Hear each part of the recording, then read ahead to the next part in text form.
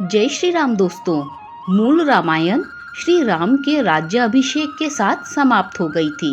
उत्तर रामायण को 8वीं शताब्दी में भवभूति नामक कवि ने लिखा था। भवभूति को करुण रस के बारे में लिखने में महारत हासिल थी। उनके द्वारा सीता त्याग और उनके धरती में समा जाने को जोड़ा गया। ये दोनों प्रसंग वास्तविक नहीं है, पर आंसू ला देते हैं। माता सीता के धरती में समाने पर एक बहुत ही बढ़िया वीडियो लाई हूँ। शायद एक स्त्री ही इन भावों का इतना सजीव वर्णन कर सकती है।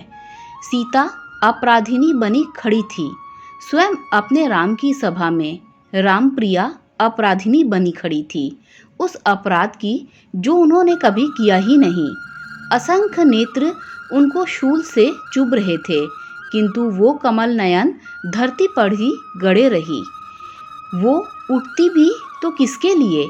इस राज्य को प्रजा सहित भस्म कर देने के लिए। क्या यह दंड पर्याप्त होता इस राज्य के लिए? कदाचित नहीं। इस राज्य ने जो अपराध किया था उसके लिए यह दंड तो क्या, कोई भी दंड पर्याप्त नहीं था। जिस प्रजा की शंका दूर करने के लिए उस निर्दोष स्त्री को इस तरह अपमानित किया गया था, उसे भान तक नहीं था कि वैदेही अब और अपमान नहीं सह पाएगी। यह अंतिम बार है कि एक राज्य अपनी आदर्श रानी को देख पा रहा है। इसके बाद यह पुण्य उस राज्य के किसी भी निवासी को कभी प्राप्त नहीं होगा। और यही था उस राज्य के भाग्य में लिखा दंड, जिसे अब स्वयं विधाता भी नहीं मिटा सकते थे। उन नेत्रों में आज अश्रु की एक बूंद नहीं थी। बीते 12 वर्षों में उन नेत्रों ने इतना नीर बहा लिया था कि अब हृदय भी सूख चला था। किंतु अब भी मर्यादा पुरुषोत्तम की दृष्टि उन दो नेत्रों पर ही थी कि बस एक क्षण को ही सही सिया उन्हें देख भर ले और वो उस एक क्षण में उनसे लाख बार क्षमा मांग ले। किंतु नहीं, वसुधा सुता की दृष्टि वसुधा से 1 इंच भी ऊपर नहीं उठी। इतनी लंबी प्रतीक्षा के बाद भी वे चक्षु अब क्षण मात्र के लिए भी राम को नहीं देखना चाहते थे। राम भी तो अब वो राम नहीं रह गए थे जिनके साथ जानकी ने 14 साल लंबा वनवास काटा था। राम अब राजा हो गए थे और राजा के लिए प्रजा से ऊपर कुछ भी कहाँ होता है। आज उसी प्रजा को अपनी रानी के प्रेम और समर्पण का प्रमाण चाहिए था। यह प्रमाण देने के लिए वहां कुल जमा 3 लोग ही थे। पिता समान एक गुरु और पति की प्रतिमूर्ति 2 नन्हे बालक। इस प्रमाण को एक पति तो स्वीकार कर रहा था, किंतु एक राजा नकार रहा था। उस राजा का हठ था कि ये स्त्री जो सामने खड़ी है बस एक बार अपने मुख से कह दे कि ये 2 बालक उस राजा के हैं, तो वो स्त्री को पुनः इस राज्य की रानी के तौर पर स्वीकार कर लें। जनक के सामने ही भांति भांति के प्रश्न जानकी पर उछाले जा रहे थे, परंतु ये एक आग्रह जो सियापति ने किया वह इन तमाम प्रश्नों पर भारी पड़ गया। उस रात जनक नंदिनी अपने पति को राजा के कर्तव्य का पालन करने को कहकर अपना पत्नी धर्म निभाने के लिए खुद वन को प्रस्थान कर गई थी। किंतु क्या हर बार वही पत्नी धर्म निभाएगी? राघव को कब स्मरण होगा कि वह उन्हें ब्याह कर लाए थे? अयोध्यापति कब प्रजा से कहेंगे कि अपनी पत्नी के समर्पण का प्रमाण मैं स्वयं हूँ?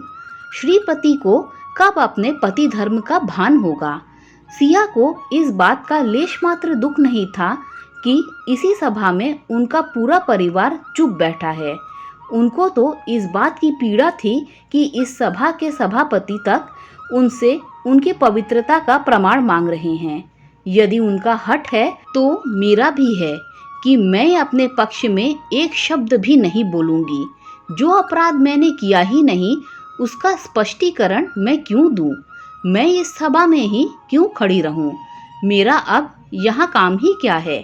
रघुनंदन जानते हैं कि मैं निर्दोष हूँ, मगर वो ये नहीं जानते हैं कि उनका ये हठ उनको इतिहास के पन्नों में दोषी बनाकर प्रस्तुत करेगा।